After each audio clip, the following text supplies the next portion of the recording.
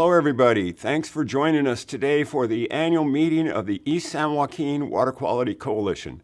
I'm Perry Clausen, Executive Director, and today I have joining me Katie Diemel with our membership management and Michael Johnson, our technical service provider with MLJ Environmental.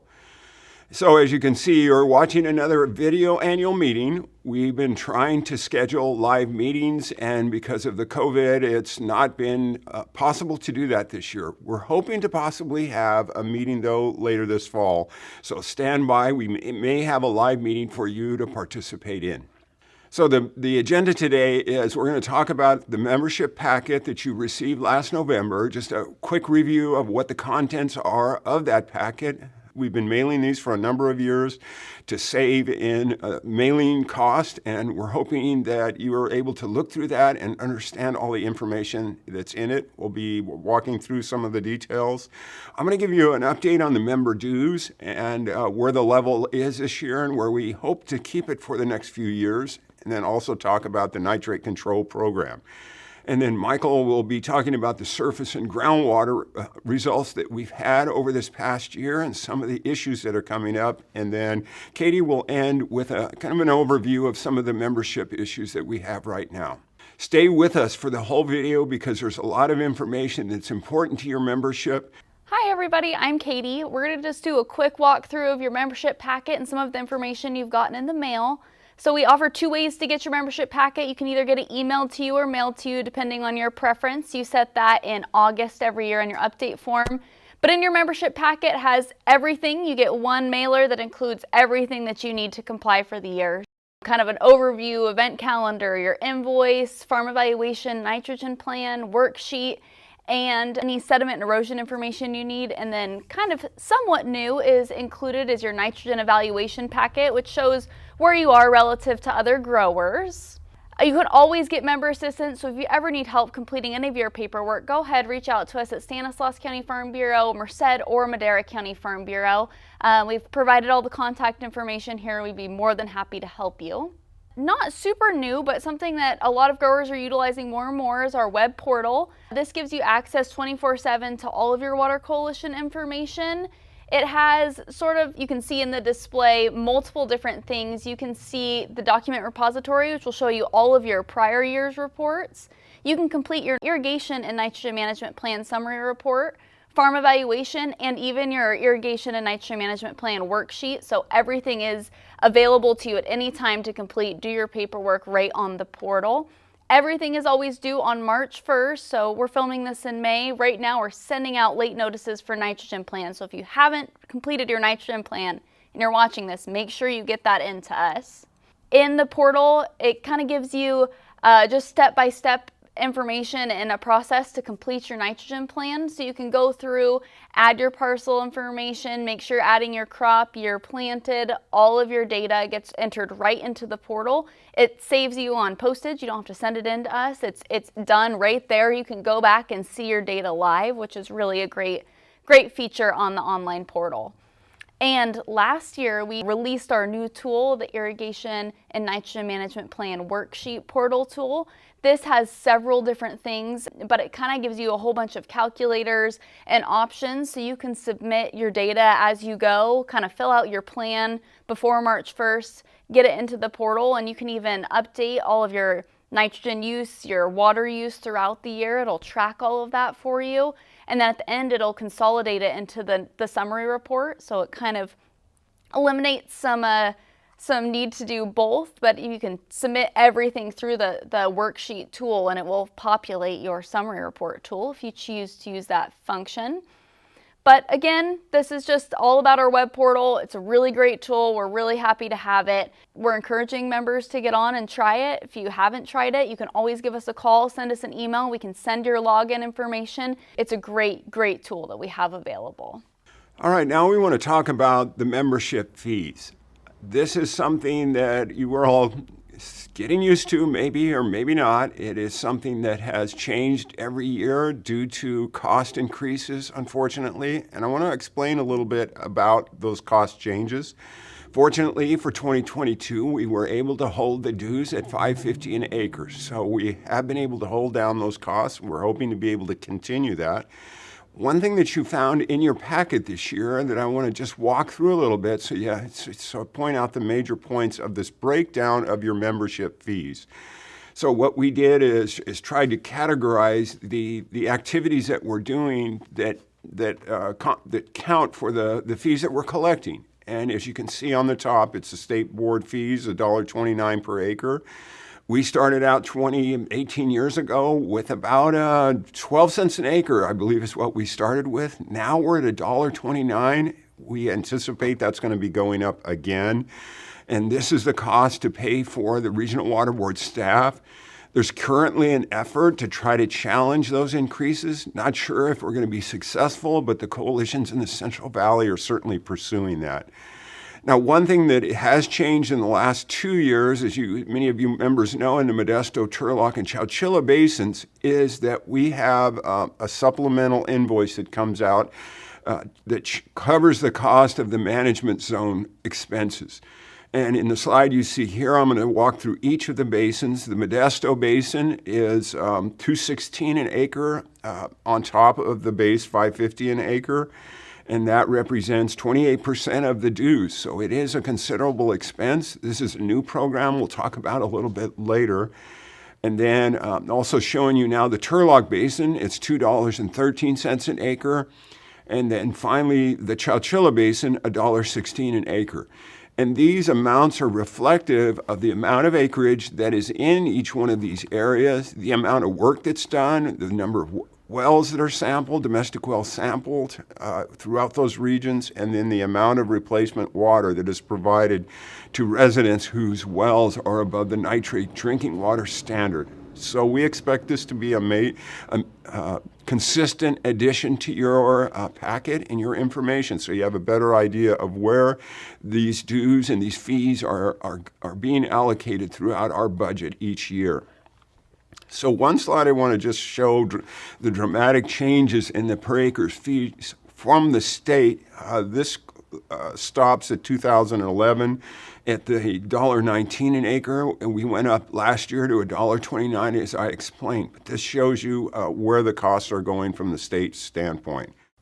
Another major budget item that we have that has impacted our annual dues is our groundwater protection project. The groundwater protection targets is a process that was put in place when the order was revised and changed by the State Water Board. All the water quality coalitions in the Central Valley are combining resources to pay for modeling and technical experts in this field to help develop these groundwater protection formulas, values, and targets. The first year, 2021, was our portion of East San Joaquin was about $100,000. This year, 2022, it was reduced to $50,000. Next year, it's going to likely be halfway between these two. These two amounts, maybe $75,000. And that's because we're working through the modeling. It's just about completed. Then the salt control program comes out of the CV Salts Basin Plan Amendment. This is a long-term plan development. It's called a prioritization and optimization study. This is a 10-year study that's going to prioritize where the salt areas are in the Central Valley and focus on developing potential solutions. Our annual dues are likely going to be in the $62,000 a year range over these 10 years, similar to all the other Central Valley coalitions paying into this, as well as other industries, cities and food processors, dairies, and others, all paying into the salt control program. Again, a joint effort with all of the dischargers in the Central Valley. And then finally, the extra pyrethroid insecticide sampling and analysis. We'll talk about that a little bit more. The cost is climbing because we just continue to see this insecticide showing up in our surface water sampling. And this is an issue that we've got to get our hands around. We need to understand what the pathways are, but also look for solutions, because pyrethroid insecticides are a very valuable pest control tool that we need to preserve. And there's a lot of pressure from the public on the continued registration of this class of insecticides. And the surface water issue is just part of the problem. So I want to talk a little bit about the nitrate control program. This was a basin plan amendment change. We've talked about it in previous annual meetings. There's a good report in your annual report, which, by the way, you should be receiving this summer, either by mail or online. And the nitrate control program impacts or affects all industries that have nitrates either as a fertilizer source or a discharge component. Irrigated lands, of course, us, dairy, poultry, food processors, wineries, and the cities. They're all paying to support the nitrate control program and the management zones that were developed as a result of that basin plan amendment. In this slide here, you can see the high priority management zones, the highest areas where nitrates are being found in groundwater through previous year's studies. We got our notice to comply of priority 1 in May 2020. We expect to, in the priority 2 basins, to get that notice in January of next year. Priority 2 include the Merced and Madera groundwater basins. And in the northern priority 1 basin, we have Valley Water Collaborative that was formed to manage the activities there in the basins, and then the Madera Farm Bureau is handling the Chowchilla Basin. We're still trying to determine where the Madera and Merced basins will land as far as the administrative responsibilities of that management zone. So the program, as I talked about, is priority 1 areas are listed here for the entire Central Valley. So it's not just the East San Joaquin area, the Modesto, Turlock, and Chowchilla basins, but also the Kings, which is Fresno County, Cahuilla, Tule, down in Tulare counties. So we've been implementing the program since May 7th. Sampling and water deliveries began last year in May. And then in the priority 2 basins, there are, as I mentioned before, we have Merced and Madera basins in the East San Joaquin, but there's a number of other basins throughout the Central Valley, starting with Yolo County on the north to Kern County on the south, that will have the same requirements and same responsibilities. If the notice to comply is mailed in early 2023, there's 6 months to create the preliminary management zone plan, which was developed already in our priority 1 basins. And so in 2018, we've talked about this several times, but it's worth repeating because it's such a significant change. In the 2018 State Water Board order, they adopted a change in our reporting requirements, and also this requirement to submit a summary of your nitrogen applications and your yield for your previous year's crop. So many of you have done that already in the high priority areas, and we'll continue to do that. We're also identifying outlier fields. Those are fields that are applying more nitrogen than the crop uptake is showing through a calculation that I'll talk about here in a minute. So the nitrogen calculation is based on the crop nitrogen coefficient. This is the amount of nitrogen that is needed to produce a given unit of production. In the case of almonds, it's pounds. In tomatoes, it's tons. So there's scientific research has developed the amount of nitrogen that it takes to produce this volume of these products. So in this slide, you can see the calculation for almonds is 68 pounds of nitrogen for 1,000 pounds of nut meats. That is the amount that theoretically takes to grow that 1,000 pounds of nut meats. Now, efficiency, nitrogen and irrigation efficiency fits into that, but essentially the calculation is for 2,000 pounds, you should be putting roughly about 136 pounds of nitrogen on if you're just going to meet the need of that production. And these numbers were developed through funding from the Almond Board of California, UC Davis, and the other crops have had similar research to develop these numbers. So the crop coefficient is important because it is the number that we are going to be gauged on with all of our crops. So some of our crops need more study. You can see the list here. We've shown this in the past, but just a reminder, the good, reasonable, and poor, we have some that even are not available. And we're working, encouraging the commodity groups to develop these nitrogen coefficients because we're required to explain that and show that in a diagram that I'll show you here shortly.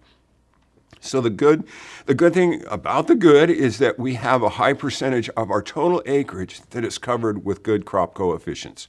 21% is reasonable, and then the poor and not available are really a very insignificant amount of our acreage, important if you're a grower of one of these crops. So this excess nitrogen is determined by looking at the applied versus removed in a calculation. There's also an applied minus the removed, which gives you the potential excess nitrogen that's applied to the crop. This is not a perfect measure. There are things that are not taken into account that we're not pushing to have that included in our record keeping, but it is important. That's the timing of the nitrogen applications. When you put it on, the amount that's in each nitrogen application, the timing, the amounts of irrigation water, these all influence your crop nitrogen coefficient efficiency and how much you're taking up. So the A minus R is an important variable because it's going to show you where the excess could possibly be. And what we need to show is improvements over time to show that our groundwater loading, if you will, from the excess is showing improvements over time. It's going to take quite a few years, decades, to improve our groundwater sample results, but it is a metric. And really, it's the key to all of this is using management practices to try to reduce this potential leaching past the root zone. This A divided by R, A over R, is also used to determine outliers.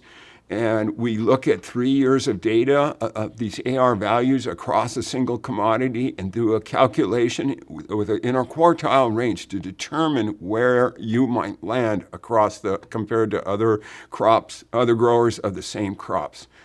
So the outlier priorities is to convert this reported yield into nitrogen removed.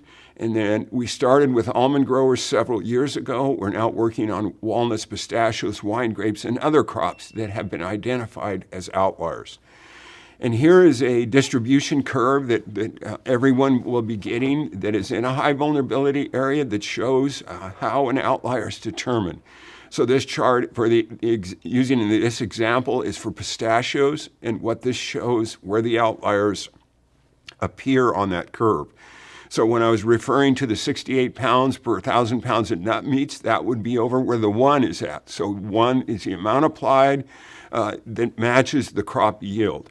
2 is roughly 2 times as much as what your crop could use, 3 and 4, and then the outliers are clear out between 4 and 5. So we still have some work to do. As you can see, some of these fields are being treated with more nitrate than their crop is taking up. So if you are in an outlier, if you have an outlier field designation, there's a management practice implementation report that needs to be completed, and we are following up with those. Those are a mandatory requirement.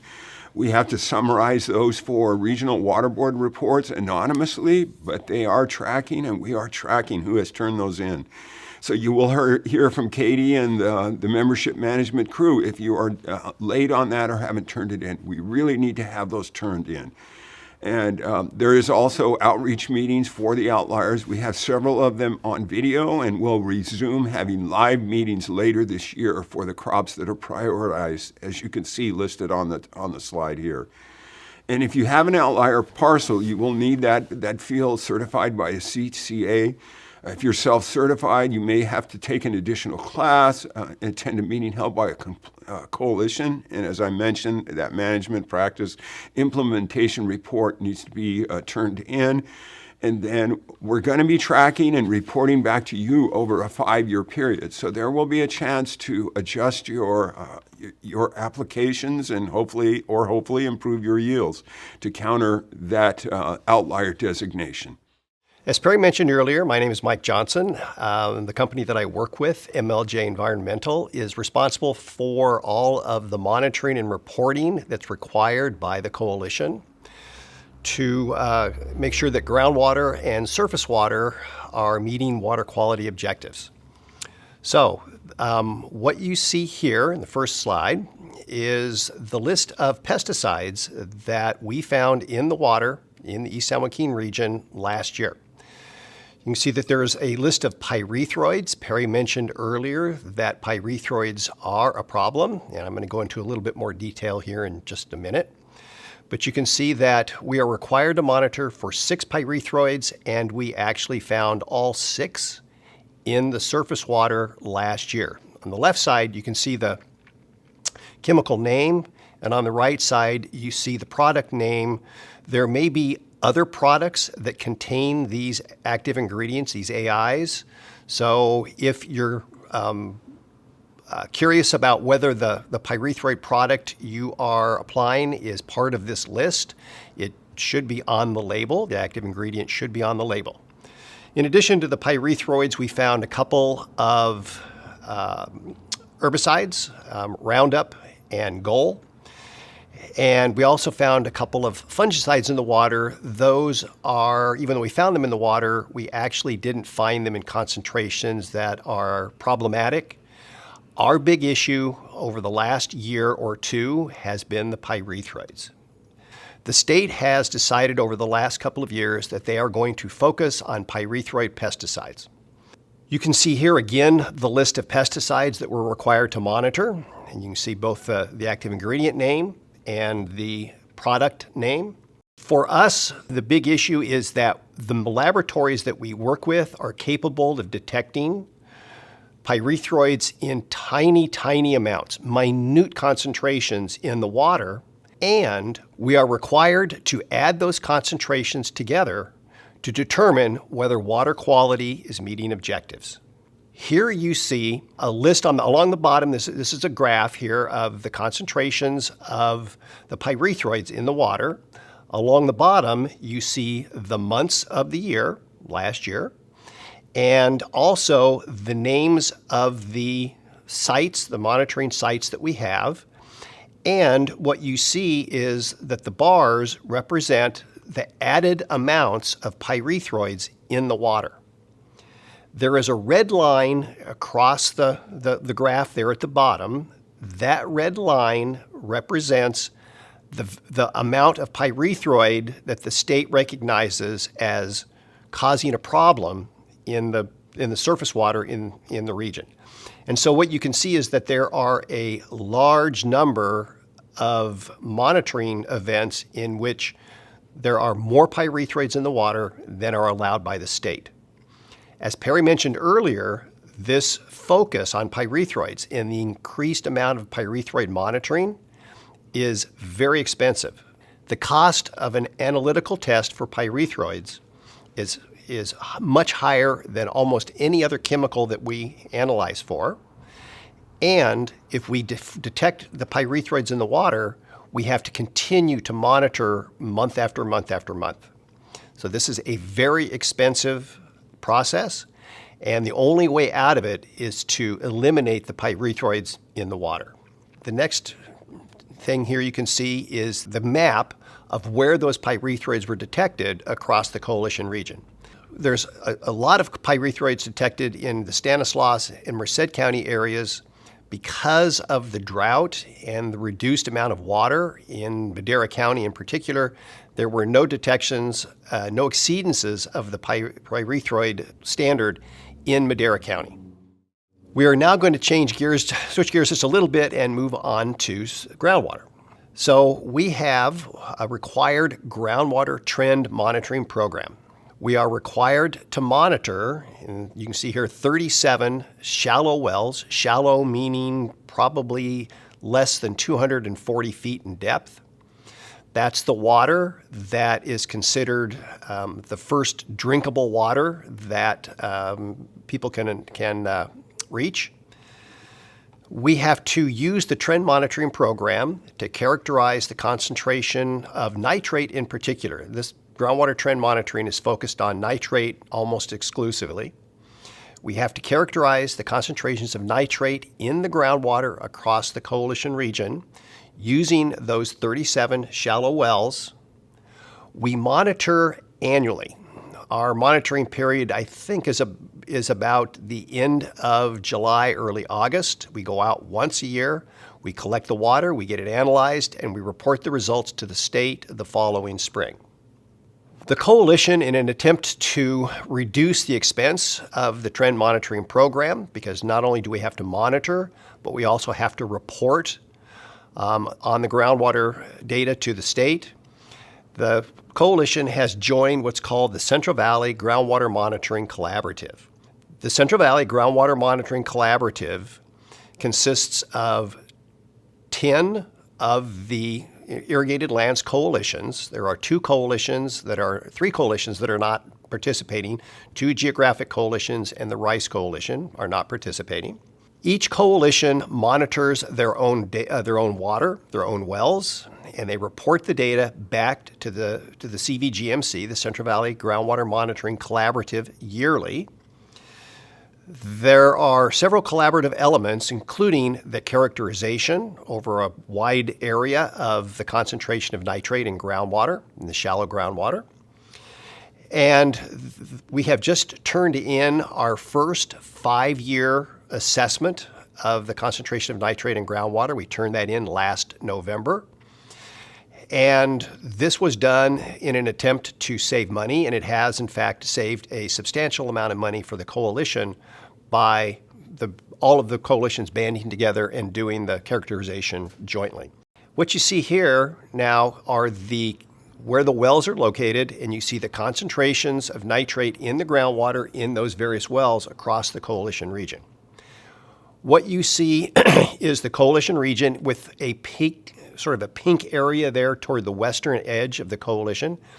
That is called our high vulnerability area. That's the location in the coalition region where groundwater quality is known to be bad. That's where the concentration of nitrate exceeds 10 milligrams per liter, which is the drinking water standard.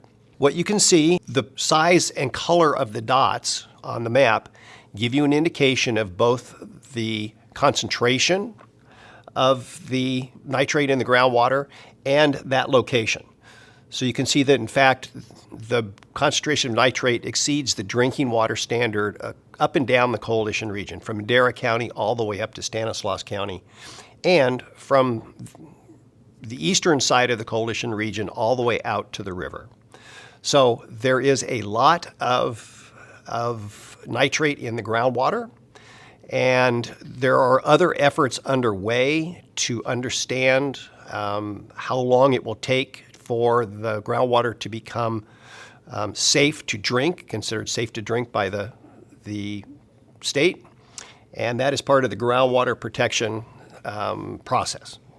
I want to add a brief note about monitoring during periods of drought. Over the last year or so, there has not been a great deal of water in a lot of the coalition waterways.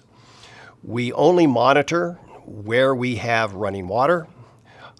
We have actually had a significant reduction in the amount of monitoring that we've had to do because there simply hasn't been enough water to collect. Despite that, we can't ignore the fact that over the course of the last few years, we've had a significant increase in the number of pyrethroid exceedances, and we are starting to pick up a few extra pesticides in our water quality sampling. When we have management plans, in other words, when we have to have continual monitoring and outreach to address problems like continued pyrethroid exceedances, we cannot avoid those even if there is very little water this year. History is important, and the history has shown that we have significant pyrethroid problems, and it's going to take some effort on the part of the growers to solve those problems. I am confident that that can be done. I think back to the mid-2000s, when we had a large number of chlorpyrifos problems. Over the course of time, those chlorpyrifos problems were gone.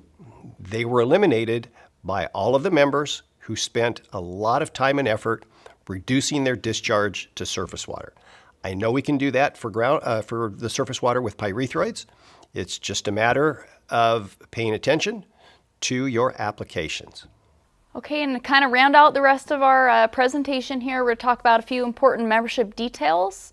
The coalition's now 19 years old. We've got roughly 3,300 landowners and cover over 700,000 acres here in 5 counties, including Stanislaus, Merced, Madera, Mariposa, and Tuolumne.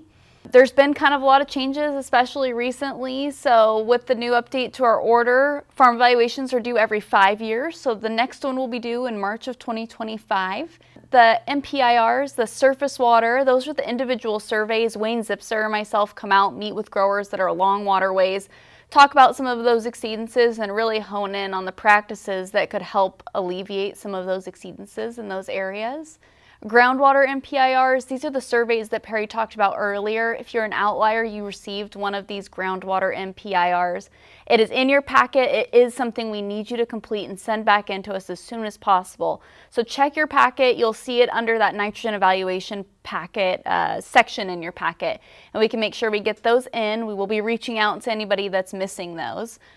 And again, not super new, but something that's changed is that the Irrigation and Nitrogen Management Plan Summary Report now applies to everybody. So everybody is submitting that report. The Irrigation and Nitrogen Management Plan requires a sign-off, so either a CCA has to sign off on that plan for you, or growers can become self-certified to complete the plan themselves and provide that signature.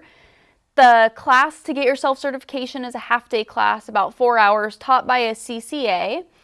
All of that content, all of the upcoming classes, whether they're in person, virtual, they're listed on the screen here. It is the CDFA training link there at the first part of that slide. If you're already self-certified, you have to complete 3 hours over 3 years of continuing education, or an hour a year of continuing education. Those are listed on the CDFA site as well. They're always available. There's some self-study courses that you can do at your own pace. There's some live webinars. There's some recorded webinars. So check out CDFA's site, and that'll have all of those continuing education courses. And for those of you who are looking to get your self-certification, it'll also have a list of all upcoming courses. Well, we're talking about self-certifications. Sediment and erosion control plan can also be signed off by a grower who's completed a self-certification training. This is a one and done course. Once you take it, you are, certified indefinitely to go ahead and sign off on those plans. The sediment and erosion plans are also sort of good indefinitely, or until something changes on the farm. Then you can go ahead and redo the plan or make notes and adjustments as to, combat those changes.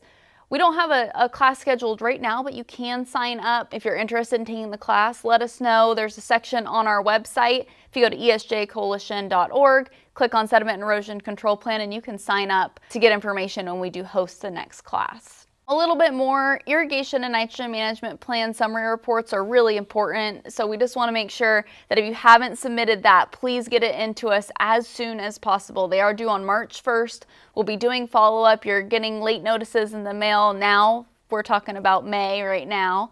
Again, just as accurate as you can be, as much information as you can get us, that's really important.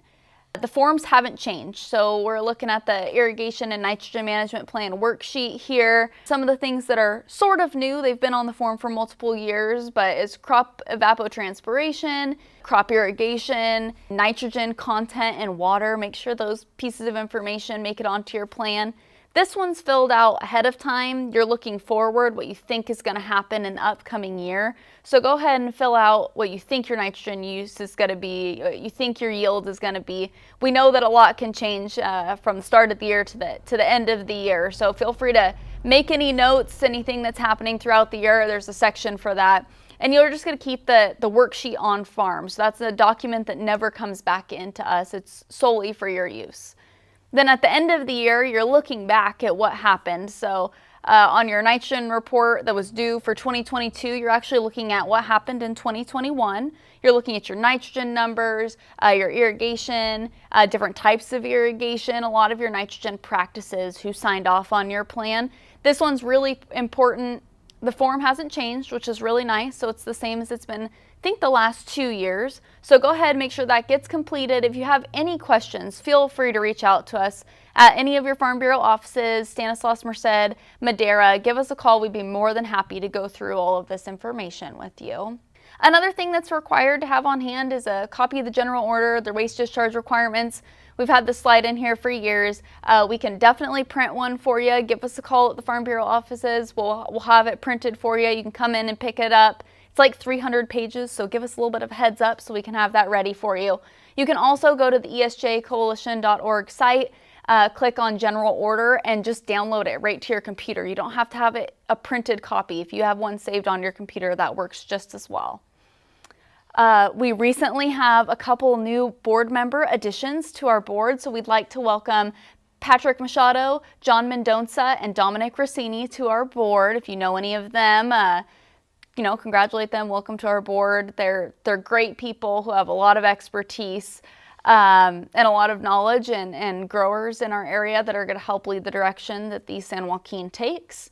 Our board is made up of 11 people. Right now, our current chair is Alan Reynolds. Our secretary is Brianne Vandenberg from Merced County Farm Bureau. Treasurer, David Brush. And board members are Tom Rodner, Christina Beckstead, Pat Machado, Mark Hudson, Joey Biscay, Dominic Rossini, and John Mendonca. They do a great job. They volunteer. It's all purely volunteer board. They spend time to really know everything that's happening, the information, attend meetings, attend extra meetings, have committee meetings. So they work really hard on behalf of you, their fellow growers, to make sure that we're complying and meeting the needs of our growers.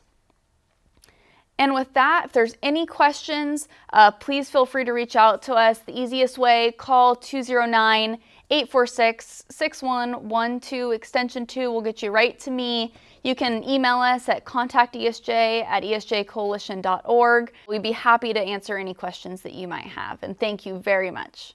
Well, thanks for watching today. I have a couple more things I want to cover quickly and a special announcement at the end. So we understand we're farmers. We are seeing the climate changing and all the activities related to land being taken out of production because our deficient supplies of water, both groundwater and surface water. The board of directors, again, are growers. They realize this and see this. We've had several discussions on how to handle this in coming years.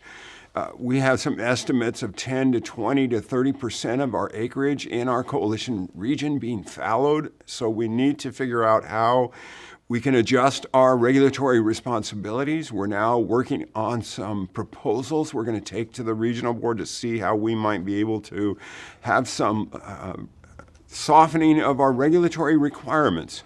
The requirements we have now, we've worked on to minimize for years now, so we have to really put our thinking caps on to see how we can still remain in compliance with the California regulations for surface and groundwater, yet recognize the reality of less property in production.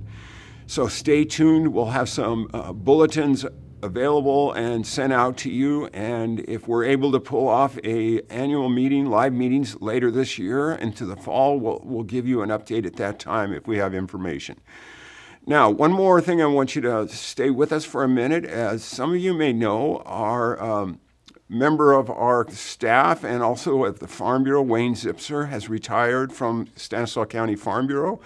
And he's going to remain working for us, but I'd like Wayne to come on here for a minute and just talk about what his life's going to be like for the next couple of years. So, Wayne? Hi, everyone. My name is Wayne Zipser, and I'm the executive manager of the Stanislaus County Farm Bureau. As Perry just mentioned, he talked about me retiring, and I am going to retire. I'm retiring officially on July 1st. And Stanislaus County Farm Bureau, and along with myself, is very excited and happy to tell you that my replacement will be Katie Diemel. And you know Katie. Katie was just on the video and part of this coalition for several years. And we're very excited about her coming on board and being the new leadership here at the Farm Bureau. But that being said, I am still going to be involved with the coalition. As you may know, myself and Perry Clausen, Bill McKinney, who has just retired off the board a year ago, and along with Alan Reynolds, started the coalition almost 20 years ago. And we've had many years of an adjustment for you as a grower, because it was 20 years ago, and it seems like yesterday, but it was a new regulatory burden that was placed upon you as the grower. And we realized that, and we started the coalition about 20 years ago. And I've been very, very proud to represent all of you growers through the coalition process, and also with Farm Bureau, because on one side we fight regulation, and on the other we're trying to help you as growers comply with what you have to comply with every day. We also recognize for many, many years that the regulatory issues that you're faced with, it doesn't just stop with water. And we know that all the other regulatory things that are going on that makes the harder for you to do business in California, we understand that. And we've always tried to make the coalition a very easy way for you to be able to comply, and we're still going to do that. I'm still going to work with the coalition on a part-time basis. I'm going to be able to help you answer questions. I'll be able to come out to your farms and visit with you if you need to come out and help you fill out paperwork or whatever you need. Again, we have a great team at the coalition. We have a great team here at Stanislaus County Farm Bureau, Merced County Farm Bureau, and Madera County Farm Bureau help as well. And we're going to continue that service, and you will not notice any changes in that. And so please give us a call at the coalition, and or give me a call, and I'm happy to give out my cell number. It's 209-985-9123. And if you need any assistance at all, you get any notifications from the Regional Water Board, please give us a call, let us know, and we'll help you deal with what other issues there is. Again, I want to thank all of you for all your years of help, because we has been a very successful coalition only because of you growers who have done a wonderful job of paying attention and helping us through this regulatory process. And again, I'll be here to help you in every way I can, help Katie, and we're excited about the future. Thank you.